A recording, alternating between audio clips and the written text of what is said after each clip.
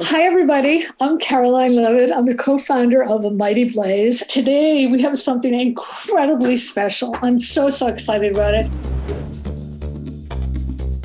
I can't tell you how excited I am to be talking with Joyce Maynard, Ann Hood, and her husband, Michael Ruhlman, Elizabeth McCracken, and her husband, Edward Carey. Mr. John Irving, David Duchovny, Sue Miller. We have one of my all-time heroines, Judy Collins.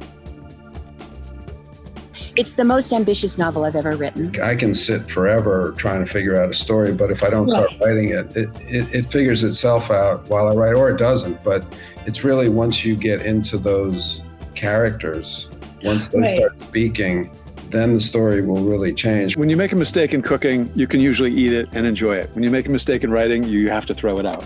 There is so much that you throw out in writing, and that's part of the process. Right. See, Elizabeth is brilliant because she always says you have to read it aloud. You have to read it aloud, and she's absolutely right. And it makes a big difference. If you live with somebody who amuses you and makes you smile and educates you, and if you have friends who do the same thing, you're way ahead of the game.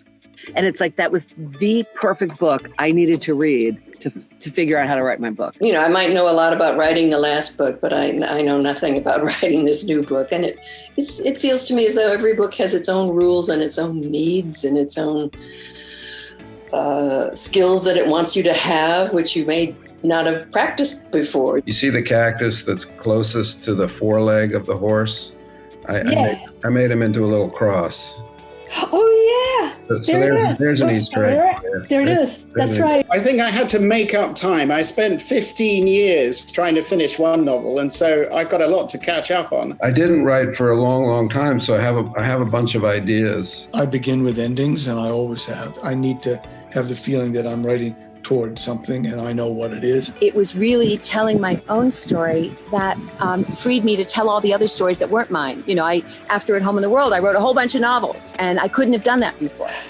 Beauty and resistance evolve out of art always. I think being an artist is a resistance job.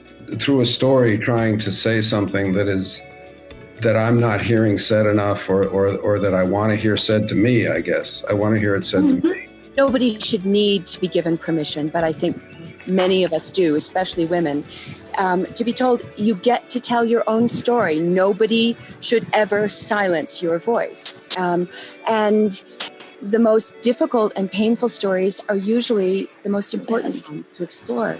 I think so, too.